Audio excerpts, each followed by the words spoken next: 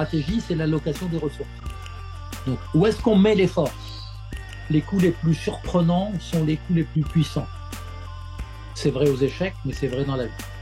Ce jour-là, j'ai su que c'était fini. Mon voyage chez Airbus était terminé. Bienvenue sur All You Need to Lead, le podcast des professionnels qui veulent une carrière épanouissante. Je suis Jafar Tabi, coach, cadre, dirigeant et j'invite des leaders inspirants qui vous partagent leurs expériences pour propulser votre carrière et être plus heureux au travail. Mon invité aujourd'hui a un parcours hors norme. À 41 ans, Marwan Laoud était le numéro 2 du groupe Airbus. Ensemble, nous discutons des coulisses de la création de ADS, devenu Airbus. Nous discuterons stratégie, négociation, communication. Marwan nous partagera aussi comment il est devenu PDG à 36 ans et comment il s'y est préparé au mieux. Cet épisode est unique et il est pour vous.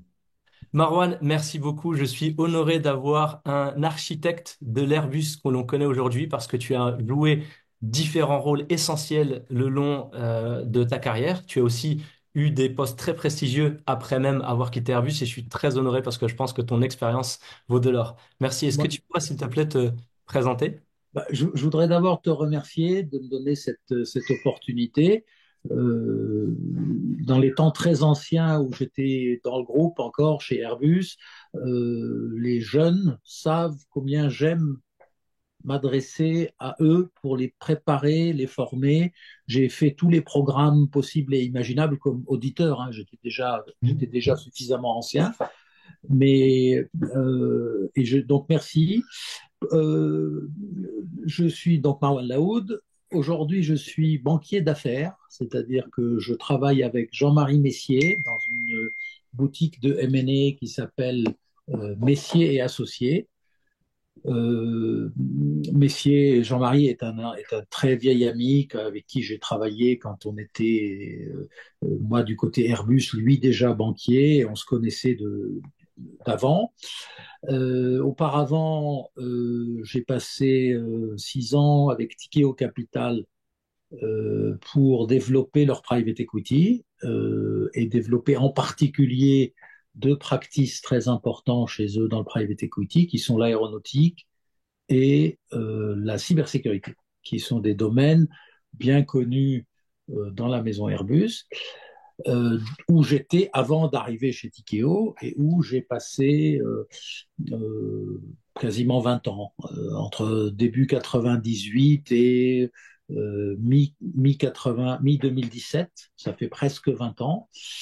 Euh, Avant ça, je reviendrai un peu sur ce que j'ai fait chez Airbus. Avant ça, j'avais passé entre 87 et 97 au ministère de la Défense. D'abord comme ingénieur d'essai en vol au centre d'essai des Landes. Donc, premier contact avec les missiles, premier contact avec les missiles balistiques, les missiles tactiques, et avec l'industrie, l'aérospatiale de l'époque, Matra, et ensuite en administration centrale à différents postes, dont comme dernier poste au ministère de la Défense, conseiller industriel du ministre entre 1995 et 1997. Et ensuite, basculer dans le privé, je suis arrivé à l'aérospatiale. Je suis un ancien de l'aérospatiale. La SNIAS, comme aurait dit Jean Pierson, paix à son âme, chaque fois qu'il me voyait, il me disait: Tu ne serais pas un ancien de la SNIAS? Je lui répondais: Je suis comme toi, un ancien de la SNIAS. Tout ça donc en mai 98 exactement, recruté par Yves Michaud, qui était président à ce moment-là, et François Hauck, qui était directeur financier. D'accord. Et pendant la période 98-2017, une époque extraordinaire, tout chamboulé, tout changé. La création d'Aérospatiale Matra d'abord, la création de ADS dans la foulée, et puis surtout tout ce qui s'est passé en dessous. En fait, le, le, le, la création de la structure têtière, de la structure de tête qui était ADS, ne doit pas masquer tout le travail qui a été fait pour créer ce qui s'appelle Airbus Integrated Company, donc Airbus, la société commerciale Airbus, la création de MBDA, la création d'Astrium, la création d'activités, ce qui s'appelait EDSN. Alors, ça n'existe plus, ça a été fondu dans Airbus Defence and Space, mais c'est l'activité télécom et télécom de sécurité. Euh, Bref, un foisonnement d'activités entre 2018 et 2002.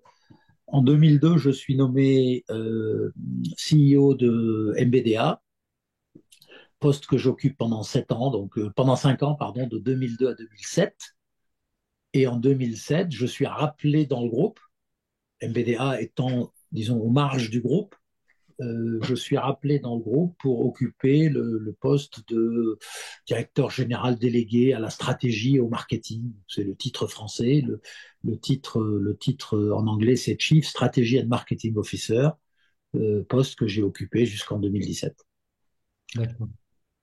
Voilà rapidement en présentation. Je suis marié, j'ai un garçon qui a 33 ans et je suis amateur d'équitation. Et je suis amateur de sciences et de mathématiques. Je suis dans mon bureau à la maison et derrière moi, il y a ma bibliothèque de maths. Voilà. Ouais. Excellent. Merci pour la belle intro. Si ça te va, j'aimerais bien qu'on prenne quelques jalons que tu juges pertinents pour un auditoire de gens qui sont débutants, en cours de carrière, peut-être plus avancés, et qui pourraient bénéficier de tes leçons de vie, qu'elles soient professionnelles ou non professionnelles selon ton choix. Alors, je sais que tu es né en 66 au Liban, et après, je te laisse décider des milestones que tu veux mentionner. Je pense que le premier milestone personnel, hein, c'est quand, à l'âge de 12 ans, le contingent français de la force d'intervention des Nations Unies au Liban, donc la FINUL, un ami de mes parents, le chef de corps d'un régiment basé à Castres, donc déjà le sud-ouest de la France, voilà, me propose à mes parents de m'emmener passer une année à Castres. Et donc, à l'âge de 12 ans, je quitte la maison familiale pour la première fois. Et ce passage à l'âge adulte, le fait qu'il se passe en France, c'est sans doute ce qui fait le lien, qui fait qu'aujourd'hui, si je dois me définir, je suis un citoyen français. J'ai toujours été comme ça. Même si, avant l'âge de 12 ans, j'avais la nationalité libanaise, que j'ai toujours, parce qu'on ne perd pas la nationalité libanaise, mais mon cœur, mon cerveau, mes tripes sont en France. J'ai des racines libanaises que je chéris par ailleurs. Le deuxième grand moment de la vie qui définit, ce n'est pas l'admission dans une grande école, ça c'est bien, mais ce qui me définit, c'est un jour où, avec un camarade de promo, on est en train de faire la fête dans le sud-est et je vois le premier vol du premier Rafale, le bleu, blanc, rouge, le Rafale A. Mhm. Et ce jour-là, je dis, je veux faire ce métier. C'est ce métier-là que je veux faire. On va laisser l'enfance parce qu'on pourrait y passer beaucoup de temps. Un autre moment, j'allais dire, historique pour moi, mais pas seulement pour moi, pour beaucoup de monde, c'est ce fameux déjeuner du 28 juin 1998. Il y avait la Coupe du Monde de foot. On était tous pressés d'aller regarder France-Paraguay. Ça s'est bien terminé, hein, mais c'était juste pour ceux qui s'en souviennent. Et à ce déjeuner, euh, dans une conversation qui était censée être mondaine et n'aboutir à rien, puisqu'on était chacun, on campait chacun sur nos positions. À un moment donné, émerge la proposition, et si on fusionnait? Et Ça te c'est, fera. c'est ce qui donne naissance à Aérospatiale Matra, et c'est ce qui ouvre la voie, en réalité, à EADS. Parce que du côté de DASA, on avait fait des approches une fois, deux fois, trois fois. Du côté de BAE, on avait parlé une fois, deux fois, trois fois. Et à chaque fois, on butait sur le même obstacle. qui était que obstacle, peu importe qu'il soit réel ou pas, ce qui compte, c'est comment le perçoit l'interlocuteur. Et c'est sans doute une des premières leçons de vie que je me permettrais de donner. Dans une discussion, dans une négociation, peu importe qui a raison ou qui a tort, ce qui est important, c'est comment chacun perçoit la situation et si on est capable de rapprocher les points de vue. Et à l'époque, du côté de DASA comme du côté de BAE, l'argument aérospatiale est une entreprise publique détenue à 100% par l'État, donc on ne peut pas faire d'affaires avec vous, était un argument euh, impossible à contourner. La seule façon de le traiter, c'était de privatiser l'aérospatiale. Et la fusion avec Matra a été la privatisation. Alors il a fallu convaincre plein de gens, mais déjà au départ, le fait qu'avec les Lagardère Boys et du côté de l'aérospatiale, avec Yves Michaud et François Haug, qu'on arrive à passer à cette surprise stratégique, et là on en reparlera tout à l'heure quand on parlera de stratégie, finalement, les coups les plus surprenants sont les coups les plus puissants. C'est vrai aux échecs, mais c'est vrai dans la vie. Et le fait de faire ça, bon, pour moi, c'est un moment très, très important. Euh, et si je devais en citer un dernier, parce on pourrait raconter, je pourrais raconter toute ma vie et c'est pas le but. Si je devais citer un dernier euh, moment très important, c'est l'échec sur la fusion avec BAE. C'est quand j'ai réalisé que il ne suffit pas d'avoir un plan précis, il ne suffit pas de s'inspirer du passé, il faut vraiment accepter que les circonstances puissent changer.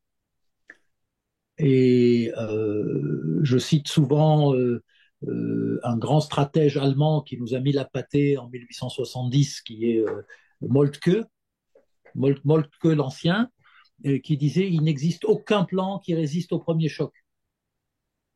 Eh bien, l'opération BAE était fabriquée aux petits oignons.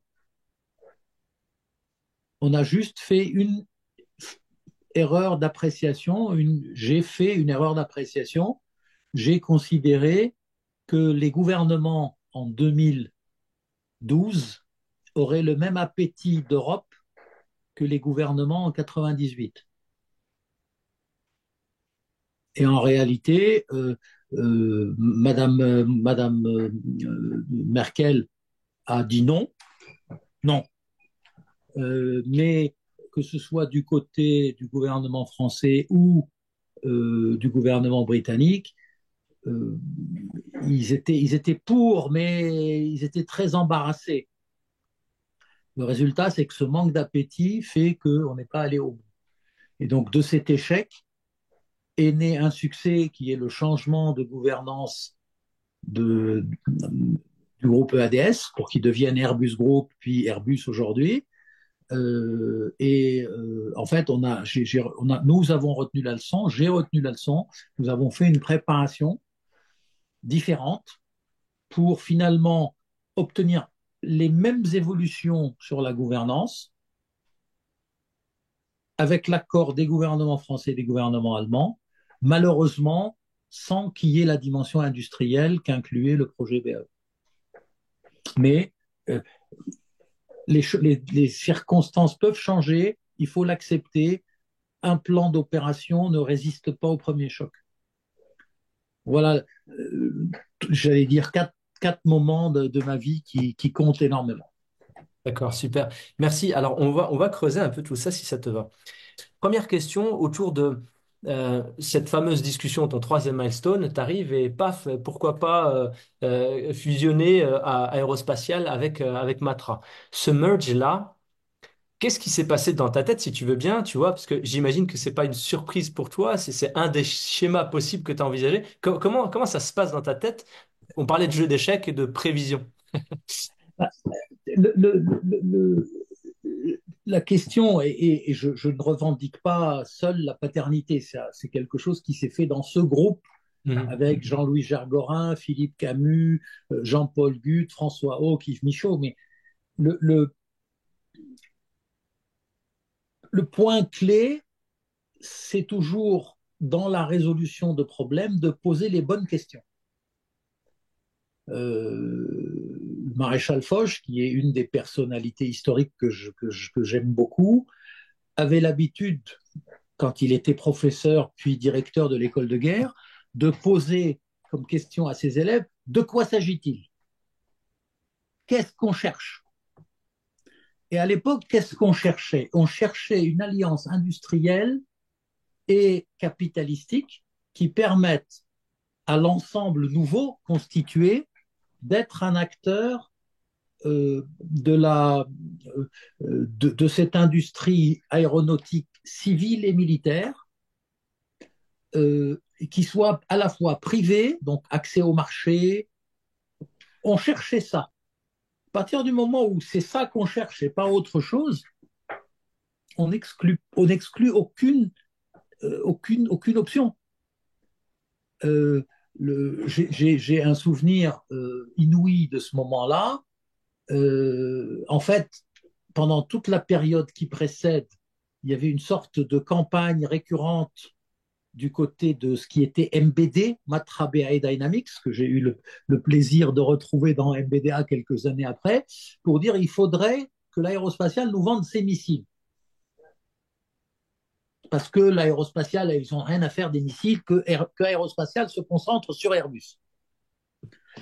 Et on avait fait des argumentaires, c'était une des premières choses que j'ai eu à regarder avec des bons anciens que tout le monde a oubliés, je pense à Patrice Hummel en particulier, pour donner des arguments pour dire pourquoi il ne faut pas que l'aérospatiale vende ses missiles à Matra.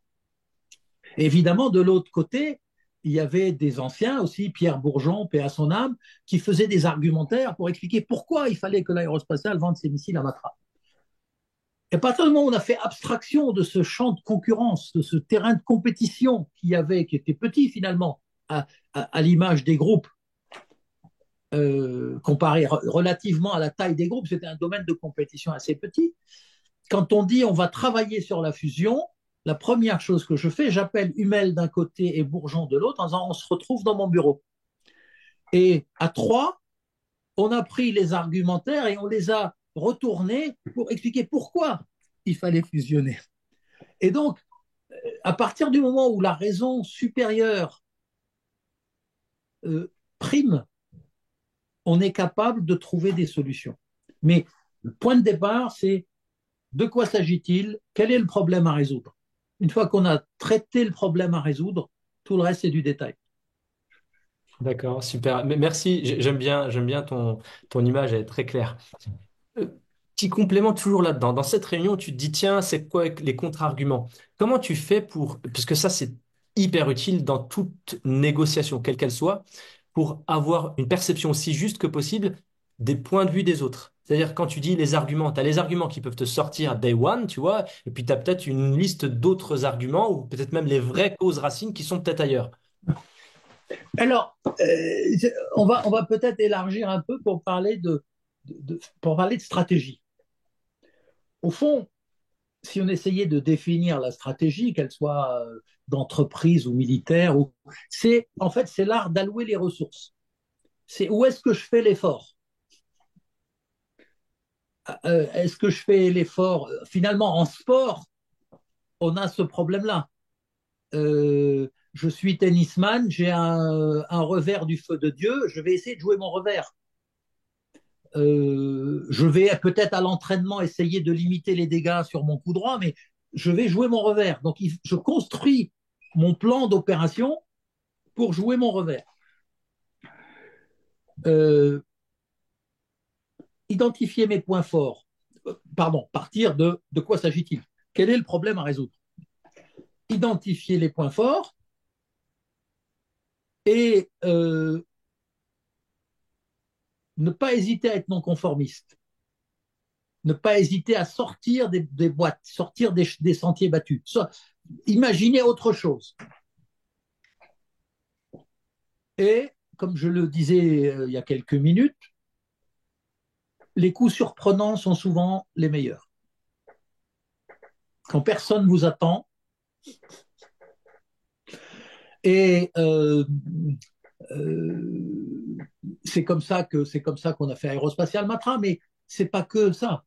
Le fait de faire EADS dans la foulée, parce que dans tous les manuels de management, on t'explique qu'après une fusion, il faut le temps de la digestion. Oui, on va prendre 18 mois, 2 ans pour digérer. D'ailleurs, à l'époque, beaucoup d'analystes écrivaient, bon, maintenant, c'est bon, il y a eu un mouvement, pause. Non, en fait, le jour du closing d'Aérospatiale Matra, c'est-à-dire le 13 juin 1999, les discussions sur EADS étaient déjà engagées. Sortir des cases, sortir des sentiers battus. D'accord. J'aime beaucoup. Pour reprendre toujours ton analogie avec t'as un revers fantastique, comment tu peux au mieux comprendre le jeu de ton adversaire? Est-ce que tu as Oui, des hits? Parce que pardon, tu m'as posé cette question et je suis parti sur un chemin de traverse. Le jeu de l'adversaire, euh, le jeu de l'adversaire, enfin le jeu de la contrepartie, j'aime pas le côté adversaire parce que bah, alors, ça c'était dans l'analogie tennistique, mais on peut s'arrêter. Oui. oui, si on était en guerre, il y aurait des adversaires, presque pas des ennemis, des adversaires. Mais le, le, le, le, d'abord, il faut bien connaître la contrepartie. Et pour bien la connaître, il faut aller au contact. Il faut l'écouter, il faut la lire, il faut la suivre, tout ça sans mépris. Un des dangers, c'est de considérer que c'est chez moi qu'il y a le mieux du mieux. Donc tout ce que font les autres, c'est pas la peine. Il y a le danger inverse. Le danger inverse qui consiste à toujours dénigrer ce qui se passe dans la maison et dire les autres font toujours beaucoup mieux. Il faut être modéré. Il faut pas tomber dans un excès ou dans l'autre.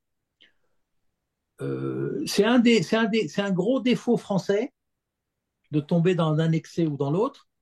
Et c'est un gros défaut, si je puis me permettre, herbusien. On peut basculer rapidement de la plus grande euphorie dans le plus grand abattement et réciproquement. Non, il faut être méthodique, il faut être modéré, il faut analyser calmement. Le fait d'écouter la contrepartie nous permet, parce que finalement, leur stratège, il n'est pas moins intelligent que moi, il n'est pas plus intelligent que moi. Il est comme moi. Donc, si je réfléchis à sa place, alors il a plus de données, il a sans doute des informations que je n'ai pas. Mais malgré tout, malgré la dose d'incertitude qu'il y a, on arrive assez facilement à comprendre ce que souhaite la partie d'en face.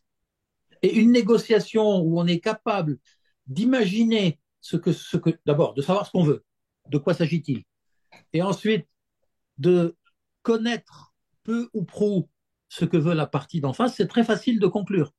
Parce que l'intersection, elle est déjà actée. Les exclusions sont actées aussi. Et puis, il reste une zone grise sur laquelle on bouge un peu pour arriver à trouver un accord. Mhm. D'accord. Merci pour cette discussion autour de la stratégie. Peut-être qu'on peut rester sur la stratégie. Euh, Développer des skills, des compétences sur la partie stratégie, c'est important quand on veut évoluer dans des postes de direction générale. Qu'on soit junior ou intermédiaire, la stratégie, ça reste assez lointain généralement. C'est-à-dire que tu peux faire, OK, la stratégie de ton service, bon, ça s'appelle plutôt de la tactique ou de la déclinaison de ce qui est défini quelques niveaux au-dessus. Par contre, comment on peut se développer ces muscles-là alors qu'on n'y est pas encore complètement exposé? Quels sont tes conseils là-dessus pour prendre de l'avance? Alors, c'est plus largement pour les jeunes, les débutants ou quelques années d'expérience, c'est la curiosité. Il faut, encore une fois, sortir de sa case, s'intéresser à ce qui se passe autour. Jean-Luc Lagardère avait une formule que j'adorais, qui était faire 100% de son boulot, c'est pas faire son boulot. Donc, finalement, les, euh, les, euh, les ambitieux au sens positif du terme, ceux qui veulent avancer, sont toujours des gens qui débordent avec respect, sans marcher sur les pieds des autres, mais ils débordent. Mhm. Ils s'intéressent à tous les aspects et chaque fois qu'il y a quelque chose de nouveau, ils sont curieux de comprendre. Et donc, pour revenir plus spécifiquement sur la stratégie, il faut énormément lire. Lire des données, des rapports, des documents, des commentaires, lire des livres de stratégie, un peu moins parce que c'est souvent des études de cas, mais en tout cas participer autant que faire se peut à des discussions qui parfois nous dépassent. Hein, se sentir largué, arriver quelque part et dire mais de quoi il parle. Et en fait, c'est en développant ça, alors il faut du temps, mais bon, il faut du temps. Donc il ne faut pas compter son temps. Sortir de sa case. Si on reste dans sa case, rapidement, on est limité par les bords de la case et c'est un domaine borné. Et un domaine borné, bah, c'est fermé et on ne peut pas sortir. D'accord. Bon, super. Merci beaucoup, Marwan. Euh, on est en, alors on est en 2000 tout court, je crois. C'est attends, en 2000 que tu es nommé à la tête de MBDA. 2002. 2002. 2002, pardon. Oui, tu as 30. Comment tu fais déjà pour être nommé? Quels ont été les facteurs qui ont favorisé le fait que, un, on pense à toi et deux, on décide de te nommer à la tête aussi jeune? J'étais aux cuisines, je faisais la tambouille de la négociation MBDA. J'étais le négociateur pour EADS de la création de MBDA. Euh, Fabrice Brégier avait été nommé à 37 ans aussi, donc dans le même créneau d'âge, quelques années avant, en 2010, en 98. 98. Moi, c'est 2002, lui, c'est 98. Et euh, je suis donc dans les cuisines. Je suis membre du board de MBD, puis de MBDA. Je disais tout à l'heure en me présentant que j'avais commencé ma carrière comme ingénieur d'essai en vol de missiles. Donc je suis connu des équipes techniques. Bon, mais ça suffit pas. Ça suffit pas parce que pour qu'on pense à toi, il faut que tu, il faut que dans tout ce que tu fais en relation avec le job, ça euh, euh, ça te désigne comme le primus inter pares, celui qui sera capable de. Alors, petite confidence, au moment où on commence à penser à moi pour un poste opérationnel, je ne l'ai pas dit tout à l'heure, mais quand j'arrive à l'aérospatiale en 98, je dis à Michaud et à Hawk, bon, quelques semaines au siège, mais moi, je veux diriger un programme de missiles. Donc, vous me renvoyez au Mureau ou à Châtillon pour un programme de missiles. Et ils me disent, oui, oui, quelques semaines, quelques mois au siège, et puis on verra. Les quelques mois, c'est mai 98, décembre 2002.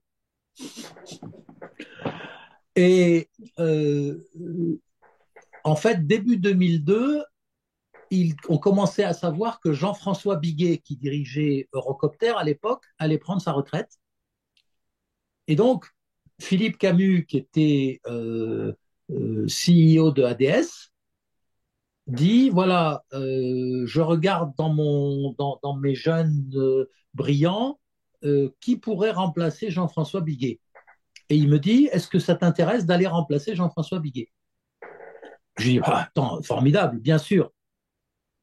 Et puis, la discussion s'enchaîne Et in fine, il me dit, non, on en a parlé avec Jean-Luc, et Jean-Luc Lagardère dit, Laoud, il a fait du missile, Brégier, ça fait 4 ans qu'il est chez MBD, non, c'est Brégier qui va aller diriger les hélicos et Laoud qui va aller diriger les missiles.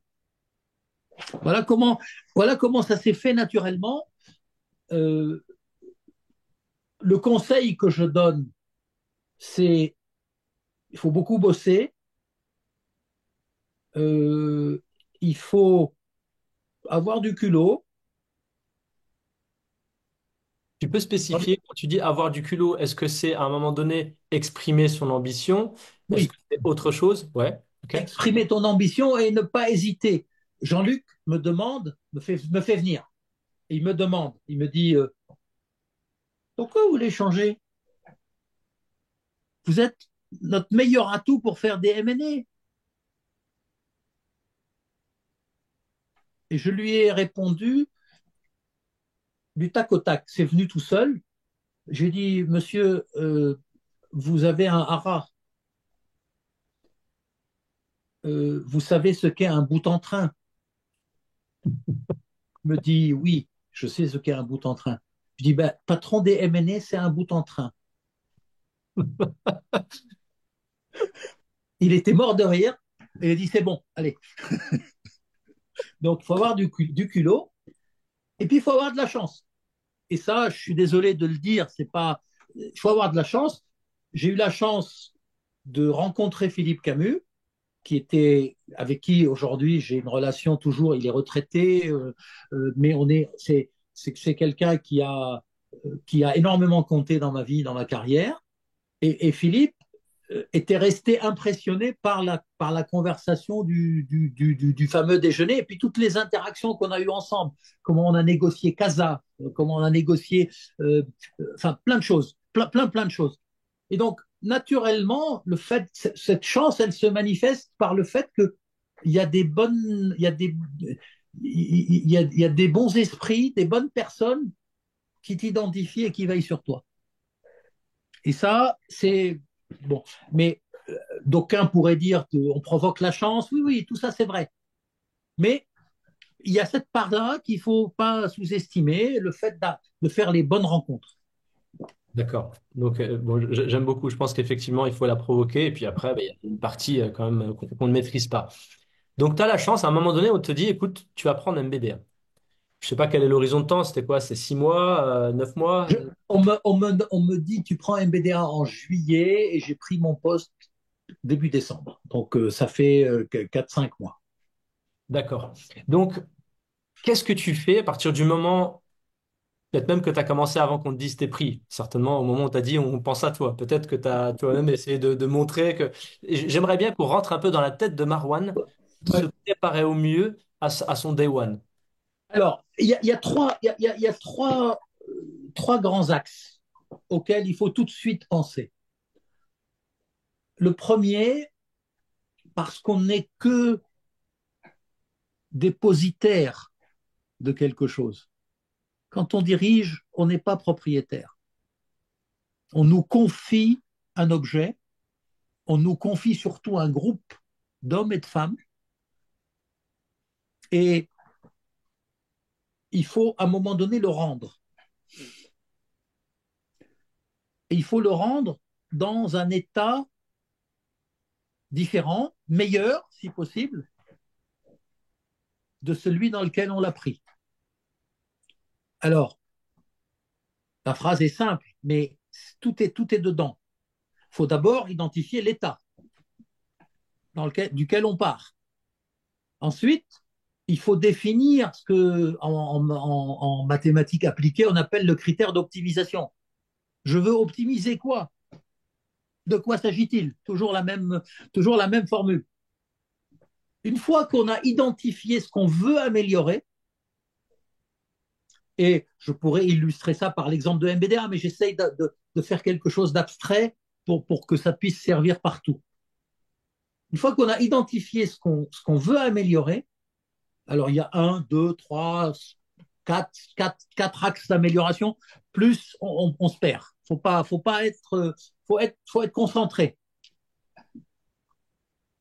hein. Donc, premier, c'est quoi l'état et qu'est-ce qu'on veut améliorer? Deuxième sujet, euh, deuxième direction dans laquelle il faut travailler, parmi les trois que j'ai cités, euh, quels sont les atouts? Quelles sont les faiblesses? Atouts, faiblesses, risque, opportunité.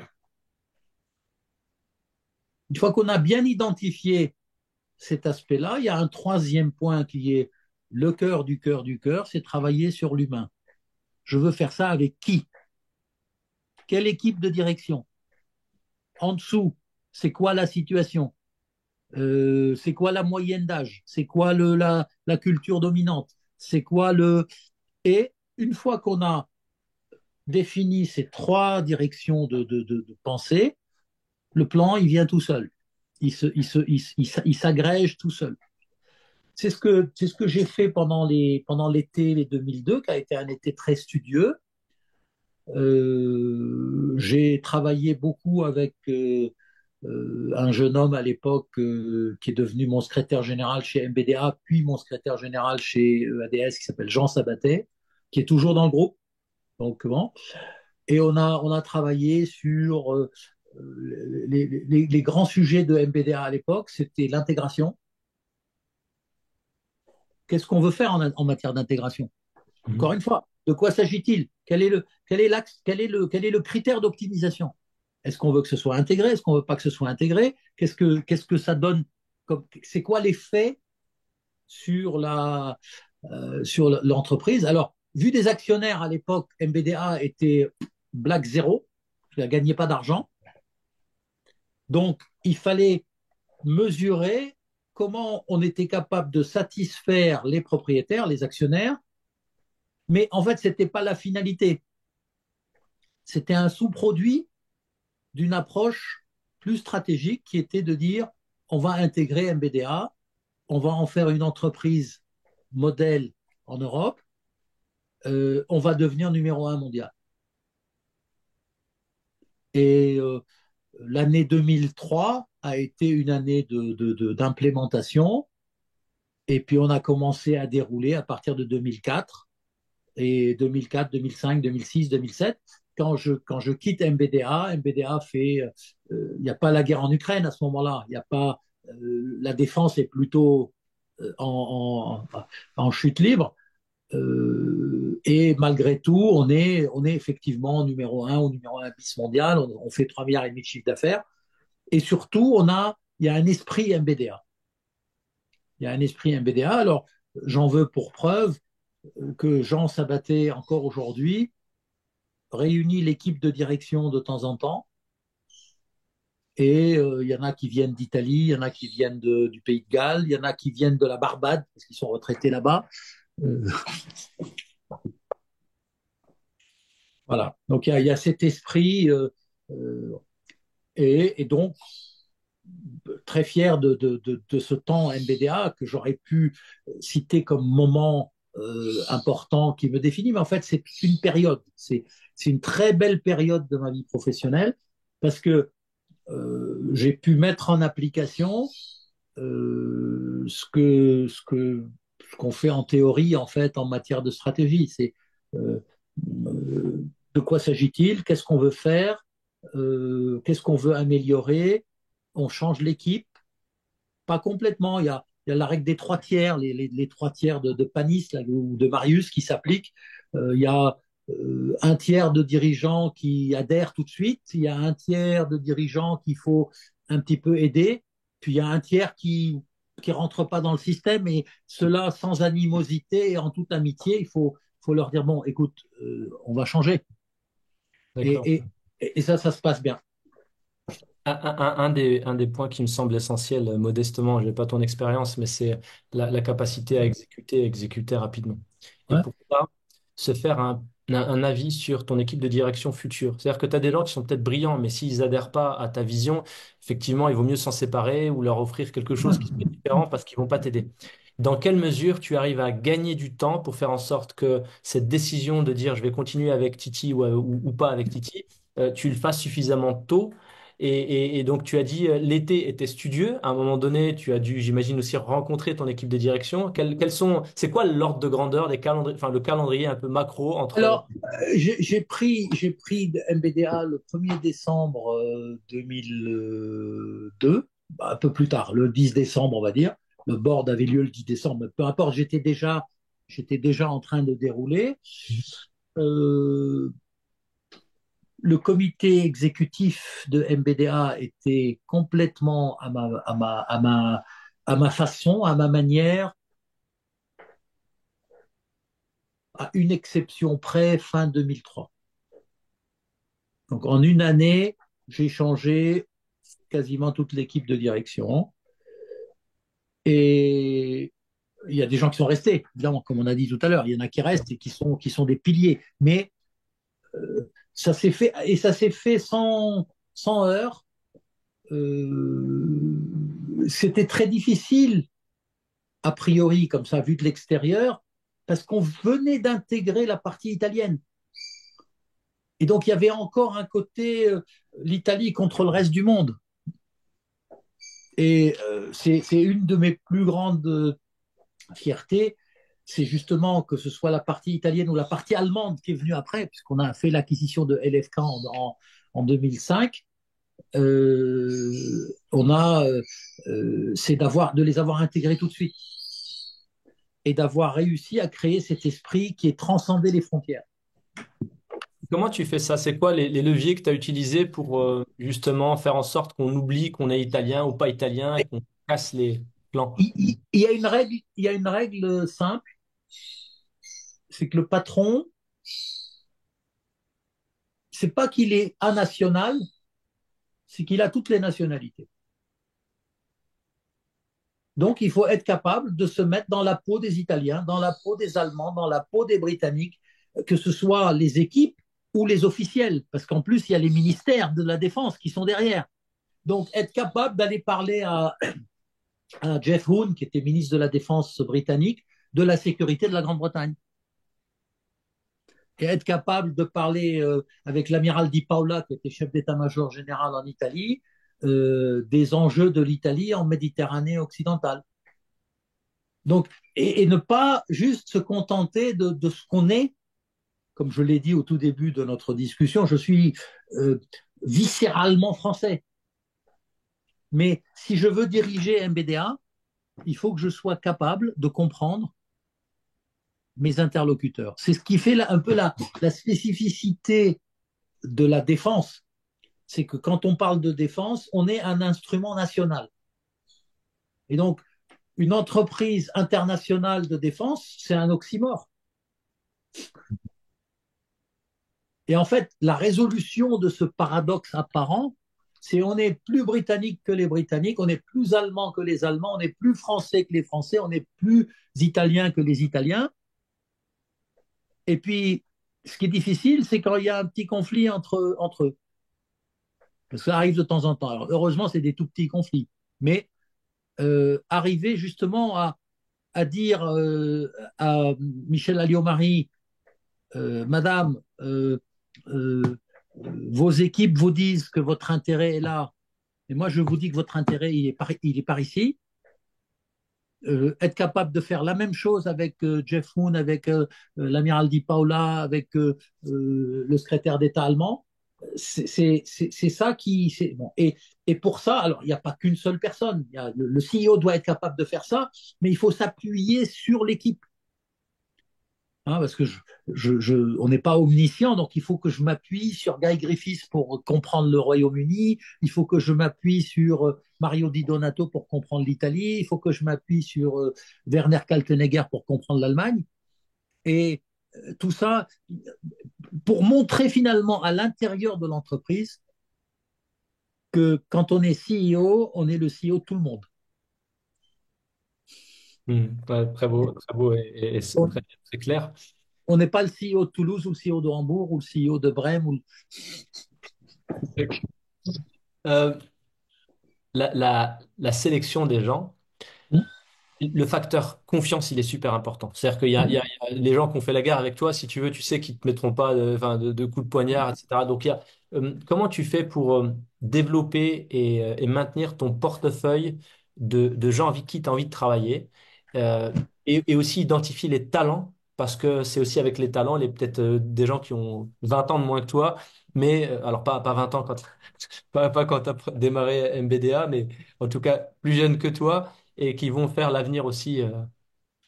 Et il y a deux principes. Après il faut adapter, ajuster. Il y a deux principes. Le premier, c'est le principe de subsidiarité étendue. C'est-à-dire que, par définition, je ne fais pas le travail des autres. Je suis CEO. Être CEO, c'est pas faire le boulot de tout le monde. Et quand je ne fais pas le travail des autres, je dis étendu parce que c'est étendu à tout. Hein, quand il faut décorer mon bureau, c'est plutôt ma secrétaire qui décore mon bureau, c'est pas moi. Marielle, que tu as rencontrée téléphoniquement au moins, elle travaille avec moi depuis 98. Hein, elle était à l'aérospatiale comme moi. C'était la secrétaire de Claude Terrazzoni, paix à son âme. Et Terrazzoni partant à la retraite, je venais d'arriver à l'aérospatiale. Il m'appelle à la cantine boulevard de Montmorency, tout en bas là. Il me dit viens, je te présente ta secrétaire. Et Marielle, elle est avec moi depuis. Ce que je veux dire, c'est que le principe de subsidiarité étendue, c'est chacun son job. Mon job de CEO, c'est de traiter les problèmes difficiles. Les trucs qui marchent, c'est pas mon job. C'est le job de l'équipe. Ce principe de subsidiarité permet aux gens de s'épanouir. Et quand les gens s'épanouissent, le boulot est bien fait, bizarrement. Alors, tu vas me dire, oui, c'est bien gentil, c'est très naïf ton affaire. Il y a quand même des problèmes de confiance. Oui, il peut y avoir des sujets de confiance. Ça, tu le vois tout de suite. Si tu appliques le deuxième principe, qui est le principe de vérité, je te dis la vérité, tu me dis la vérité. Moi, vers l'équipe, je dis toujours la vérité, je ne masque pas, je ne cache pas, je raconte ce qui se passe précisément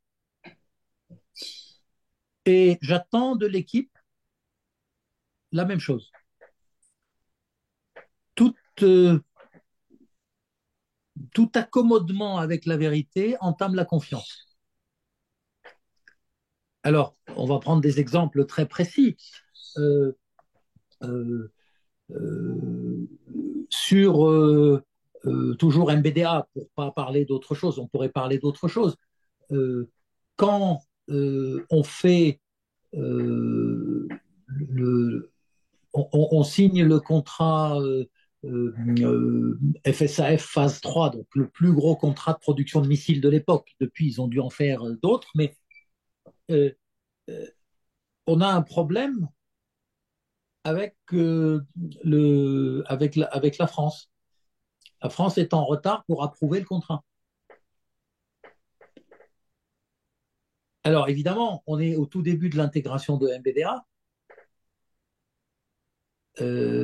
et tout le monde se regarde en chien de faïence et on va quand même pas dire aux Italiens on galère avec la France. Ben si, on va dire aux Italiens qu'on galère avec la France parce qu'on est tous dans le même bateau.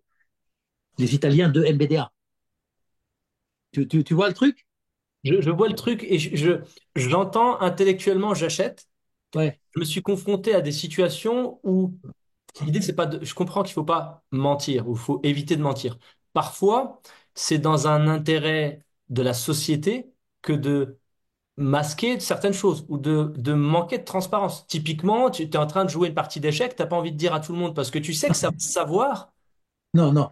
Attends, je ne dis pas qu'il faut le dire à tout le monde. Je ne fais pas un communiqué de presse. Non, mais ce que j'imagine, c'est que Je parle à mon équipe. Je parle en particulier à mon directeur de programme qui est italien. Je lui dis, j'ai un problème avec la France. Donc, D'accord. on va résoudre le problème avec la France.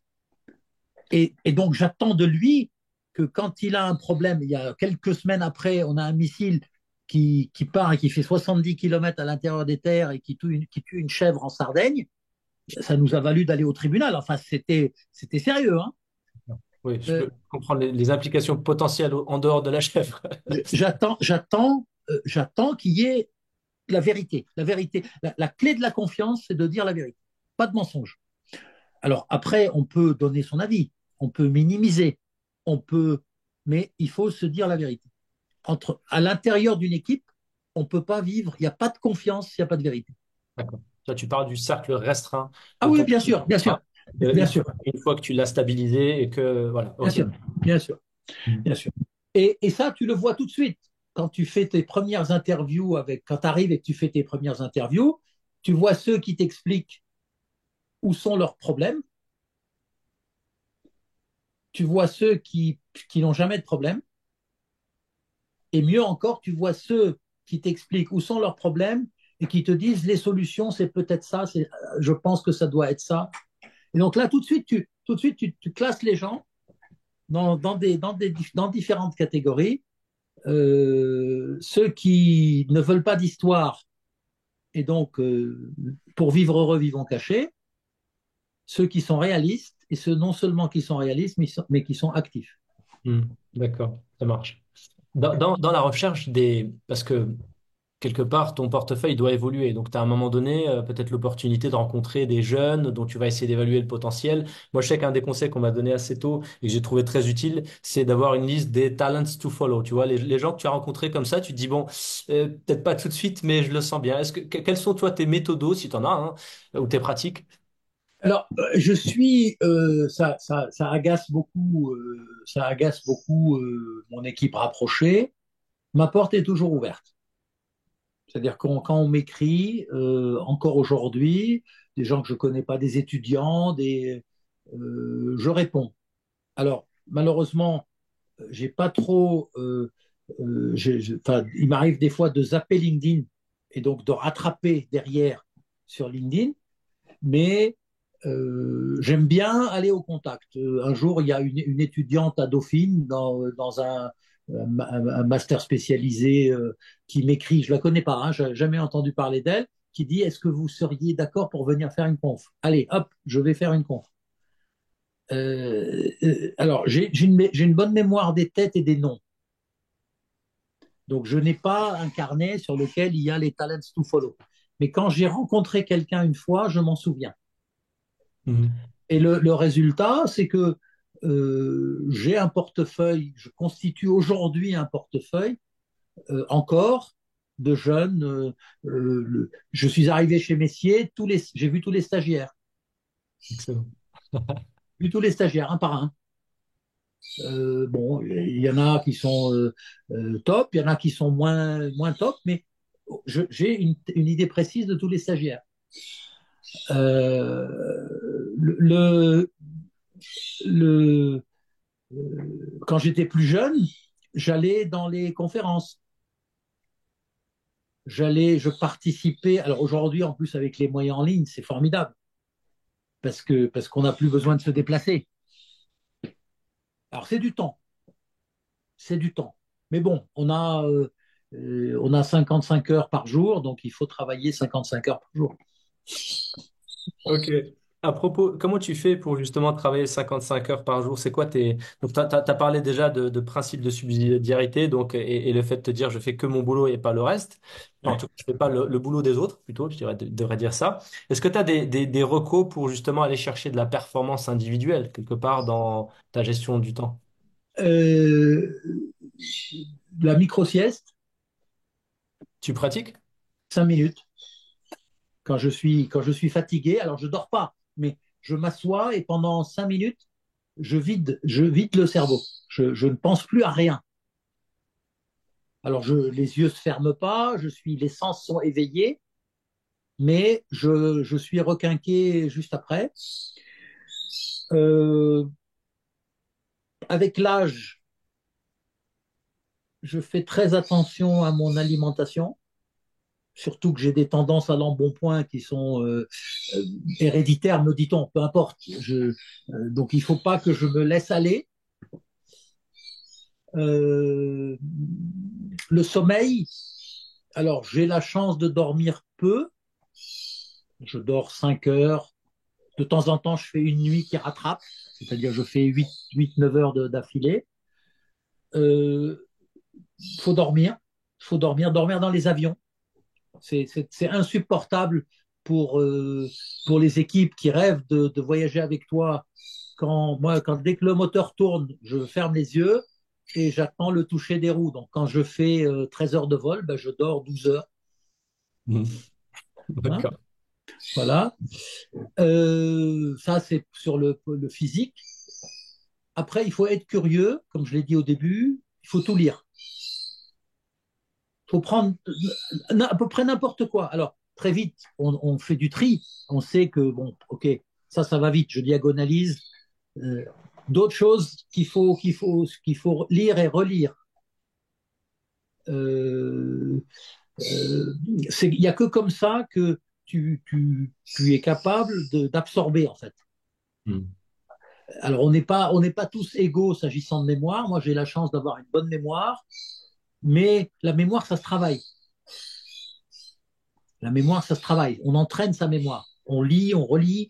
De temps en temps, moi ce qui me permet de retenir quelque chose, c'est sur un bout de papier de gribouiller. Donc, je gribouille. Alors, il y a devant moi, tu vois, regarde. Ça, ça c'est la préparation de notre entretien. Excellent. Et ça, c'est des problèmes de géométrie que m'a posé le fils du voisin. D'accord.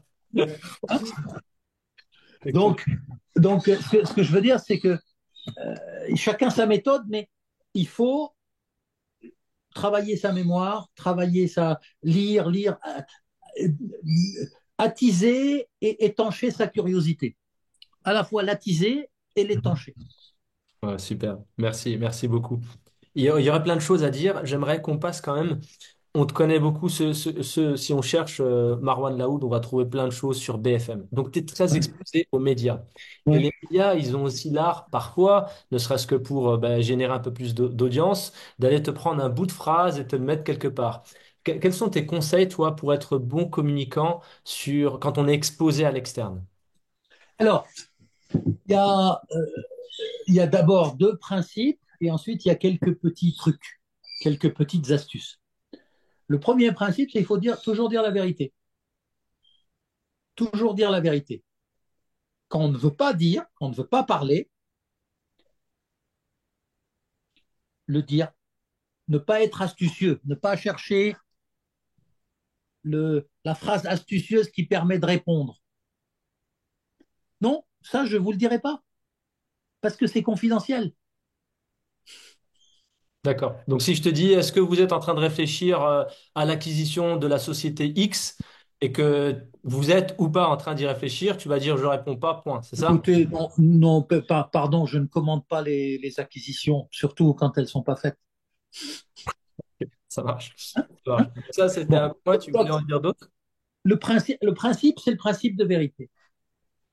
Alors, ça a un avantage, c'est qu'on ne se fait pas piéger. On ne dit que ce qu'on a envie de dire. Et quand une question est embarrassante, il y a des fois des questions embarrassantes. Dire ce qu'on sait ou dire qu'on est embarrassé. Je ne sais pas répondre. Un des problèmes de l'exposition aux médias, c'est vrai pour les dirigeants d'entreprise, c'est vrai pour les hommes politiques, c'est que on se sent obligé de répondre parce que le journaliste nous a posé une question, il faut qu'on lui réponde. Mais non, non, je ne sais pas répondre, je ne connais pas la réponse. D'accord. Et ça diffère quand même de la réponse politique, tu vois, qui essaierait Mais non, toujours mais de... Voilà. c'est une connerie. Euh, j'ai travaillé avec un ministre de la Défense quand on discutait d'un sujet précis et j'arrivais pas à le convaincre rationnellement. Je lui disais la dimension politique doit certainement m'échapper. Et lui, il me disait ah, quand tu dis ça, ça veut dire que tu trouves que mon raisonnement est complètement con. Je ne répondais pas. mais ça permettait de relancer la conversation. D'accord. C'est idiot de dire réponse politique. Non, il faut répondre. La réponse, il y a une réponse, il n'y en a pas deux. Je sais ou je ne sais pas. Je vous réponds ou non. Là-dessus, je ne vous répondrai pas. D'accord. Bon, écoute, Donc ça, c'est le premier principe, principe de vérité. Deuxième principe, avec le temps, quand ils commencent à te connaître, quand ils savent que quand tu leur dis quelque chose, c'est pas du bullshit, et que quand tu veux pas parler, tu ne parleras pas, il y a une confiance qui s'établit. Et le résultat, c'est que dans mes relations avec les journalistes, BFM ou ailleurs, il y en a beaucoup. Alors, évidemment, après, on les jauge, il y en a qui sont plus ou moins respectueux, mais il y a des journalistes à qui je peux dire, attends, je te dis ça maintenant, mais s'il te plaît, pas tout de suite. Je te tiendrai au courant. Mais dans un premier temps, le b.a.-ba, c'est dire la vérité, et quand on ne veut pas répondre, ne pas répondre, ne pas chercher le jeu de mots, l'astuce, parce que ça sera sorti de son contexte et ça sera utilisé. ça, j'aimerais bien qu'on parle de RSE, notamment dans ton rôle actuel en tant que banquier d'affaires. Quelle place a le RSE là-dedans? Et comment, de ta perspective, on peut essayer de faire en sorte de bien combiner people, planète et profits? Alors, je dirais la responsabilité sociale d'entreprise ou l'ESG, comme on dit, Environment, Social et Governance, c'est, il suffit pas d'en parler, il faut en faire et surtout il faut l'inventer. Je m'explique. La défense, il n'y a pas si longtemps, la doxa en Europe, c'était que c'était moche, qu'on n'investissait pas dans la défense. Dès 2017, je me suis engagé pour expliquer, attendez, la défense, c'est faute de sécurité. Il ne peut pas y avoir de démocratie sans sécurité. Il ne peut pas y avoir de bonne gouvernance sans sécurité. Il ne peut pas y avoir d'avancée sociale sans sécurité. Aujourd'hui, la roue est en train de tourner. D'un seul coup, la défense devient un sujet agréable. L'Ukraine, tout le monde est en tenue kaki pour aller se battre en Ukraine. Donc, il faut l'inventer, il ne faut pas subir. Parce que si on subit, on abandonne un sujet important, un sujet même très important, à finalement trois catégories de personnes, et je parle dans le domaine finance. Tu as quelques convaincus, des convaincus convaincus, des gens qui sont extrêmement engagés pour le climat, engagés socialement, engagés pour la gouvernance, mais qui ne connaissent pas la vie des entreprises. Tu as des malveillants, des concurrents ou des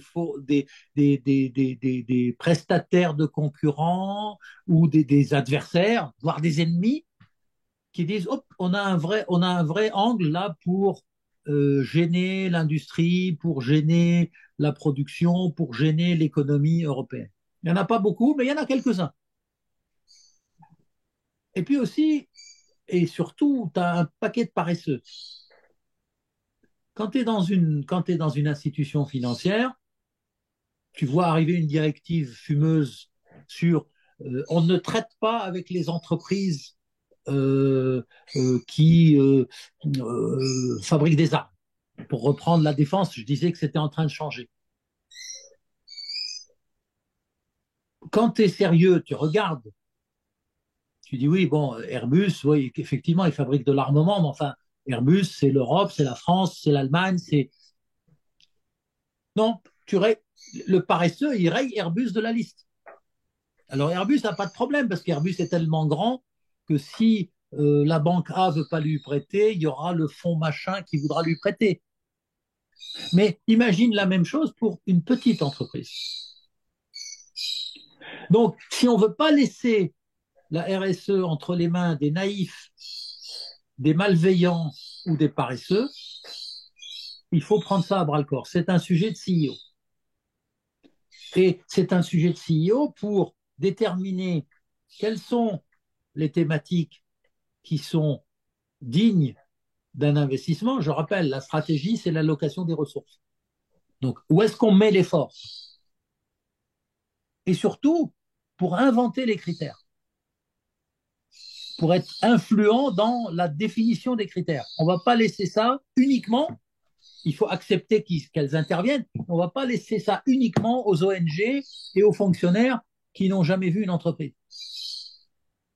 Et c'est le board là, qui va évaluer la performance d'un CEO.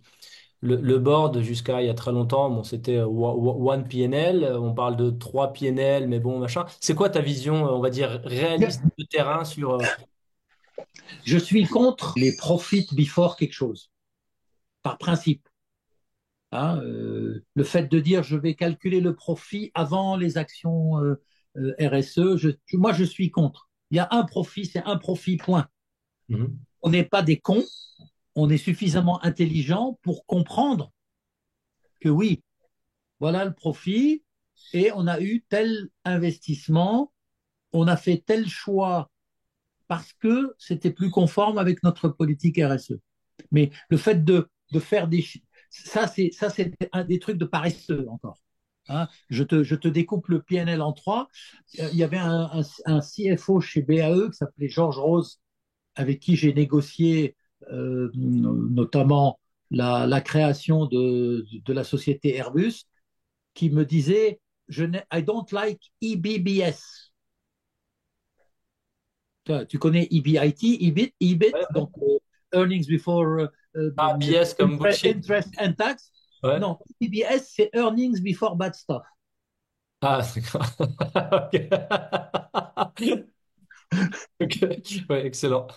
Il y a des earnings ou pas. Maintenant, on n'est pas stupide. On est Oui. capable de comprendre quand on est membre d'un board et même quand on est investisseur, qu'on a 10 minutes à consacrer à chaque ligne dans laquelle on est capable de comprendre que quand Airbus met, je ne sais pas combien de centaines de millions d'euros dans l'avion décarboné, oui, d'accord, c'est un coût, c'est une charge qui vient en moins de l'IBIT, mais c'est dans l'optique de la décarbonation de l'aviation. Tu vois, je suis contre les tranches de saucisson. D'accord. Pour être tout à fait complet, ça n'exclut pas de communiquer largement sur tes actions, de communiquer largement sur ta compréhension, de montrer combien en chiffres tu mets. Mais il y a un seul résultat, il n'y en a pas deux. Mhm. Ça marche, ça marche. Merci. Me donnes l'impression d'être quelqu'un d'épanoui. C'est quoi tes secrets pour avoir une carrière épanouissante? J'ai toujours appliqué un principe, je me suis toujours éclaté dans ce que je fais. Toujours. Le jour où j'ai commencé à m'ennuyer, j'ai changé de job. Je suis parti. Tu vois avec quel enthousiasme je parle d'Airbus. J'ai décidé que j'allais partir d'Airbus le jour où j'habite à 70 km de Paris. Hein. Mon chauffeur est venu me chercher pour m'amener à Suresnes. Le bureau était à Suresnes à ce moment-là. Enfin, j'étais à Toulouse, mais j'avais une réunion à Suresnes. Et il est venu me chercher. On est monté dans la voiture. Et au lieu d'aller vers Suresnes, à un moment, je lui ai dit non, faites demi-tour. Et on est allé ailleurs. Ce jour-là, j'ai su que c'était fini. Mon voyage chez Airbus était terminé. Et le secret, c'est tant qu'on s'amuse, on reste. Dès qu'on s'amuse plus, on s'en va. D'accord. Alors, Et quand on s'en va, on ne regarde pas derrière soi. Je, tu ne m'as jamais entendu, publiquement ou même en privé, faire le moindre commentaire autre que des commentaires de support, de soutien et d'amitié pour les jobs dans lesquels je suis passé. Bon, super. J'aime bien ton algo. Il est simple, il est difficile à exécuter. Oui, oui, mais Ça requiert d'avoir le courage et d'avoir il une faut s'y certaine valeur sur le marché de l'emploi pour être capable aussi de se projeter. Mais effectivement, au moins, il fonctionne. il faut s'y tenir. Tu sautes dans le vide. Quelques questions de fin. Est-ce que tu as un conseil pour ceux qui débutent? La carrière est longue. La carrière est longue. Donc, il faut être très curieux. Il ne faut pas imaginer qu'on va faire la même chose, même 5 ans après, que ce qu'on fait en ce moment. La carrière est longue. Ne pas oublier ça. On travaille, le travail, en moyenne, c'est 40 ans. Et Oui. 40 ans, c'est long. D'accord. Merci. Donc, avoir une vision au long terme. Et pour les gens un peu plus avancés, tu as un conseil? Le, sortir de la zone de confort. Sortir de la zone de confort. Toujours se projeter. Toujours dire, j'ai envie de faire quoi dans 5 ans? Mais dans 5 ans, je veux faire le tour du monde. Bah oui, pour faire le tour du monde, il faudrait que je commence par apprendre à faire du bateau. Donc, je vais commencer par apprendre à faire du bateau. Je prends cet exemple qui n'est pas professionnel, mais dans le monde professionnel, c'est pareil. Dans 5 ans, j'ai envie de faire ça, mais pour arriver là, il faudrait que je commence par ça. Ça Hmm. n'empêche pas après de changer et de dire je vais faire ça et donc de faire autre chose. Mais toujours sortir de la zone de confort, ne pas euh, se complaire en disant je suis bien dans mon job. Alors, c'est c'est pas un mal, on peut le faire, mais après, il faut pas s'étonner qu'on reste dedans. Ça marche, merci. Est-ce que tu as un livre à recommander? Alors, pas forcément des livres de maths de derrière, mais Les, quoique. les, les mémoires de guerre du général de Gaulle. D'accord. Pourquoi les mémoires de guerre du général de Gaulle? D'abord parce que c'est formidablement écrit, c'est de la littérature en or massif, mais c'est surtout parce que euh, ça, c'est c'est une bonne leçon de vision, avoir de la vision, imaginer les choses et savoir quels sont les principes et quelle est l'application, avec quoi on peut transiger et sur quoi on ne fait pas de compromis. Mhm. D'accord.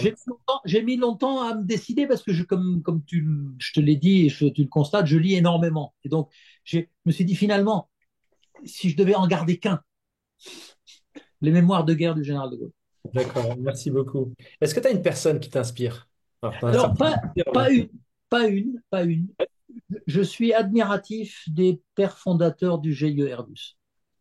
Les trois, Ziegler, Béteille et Kracht, c'est des, c'est, il fallait avoir la foi. Ils étaient trois dans un hangar. Ils ont dit on va être numéro un mondial de l'aviation commerciale. J'imagine le nombre de personnes qui ont dû rigoler et je pense à eux. J'ai eu la chance de rencontrer Béteille. J'ai pas bien connu les autres, mais j'ai rencontré Béteille sur la fin de sa vie. Euh, il fallait avoir la foi chevillée au corps. Moi, ça m'inspire. Hein. Ça m'amène à, puisque ta prochaine question, c'est une citation, c'est la citation de Mark Twain. Ils ne savaient pas que c'était impossible, alors ils l'ont fait. Mhm. Excellent. D'accord. Merci pour la transition. Euh, c'est quoi, enfin, comment c'est hors script, mais c'est quoi tes next steps à toi? Qu'est-ce que tu as envie de faire? J'ai j'ai- j'ai bientôt 60 ans. Alors, bientôt 60 ans, j'ai toujours été jeune. On a toujours dit là-haut, jeune, ah, il est jeune, il a pris MBDA à 36 ans, il est numéro 2 de ADS à 41 ans. Jeune, jeune, jeune. Maintenant, je suis vieux. Donc, en plus de m'amuser, parce que ça reste, en plus de m'amuser, je veux transmettre. Je veux transmettre. J'aimerais euh, apprendre à d'autres le peu de choses que je sais. Bravo, vous avez écouté ce podcast jusqu'au bout. Si vous avez aimé, n'hésitez pas à vous abonner, à mettre une note 5 étoiles ou un pouce vers le haut, à partager et à commenter. Si vous voulez d'autres contenus intéressants, n'hésitez pas à aller voir ma chaîne YouTube All You Need to Lead ou mon profil LinkedIn Jafar Tabi, dans lequel je partage aussi quelques idées qui pourraient vous intéresser. À bientôt.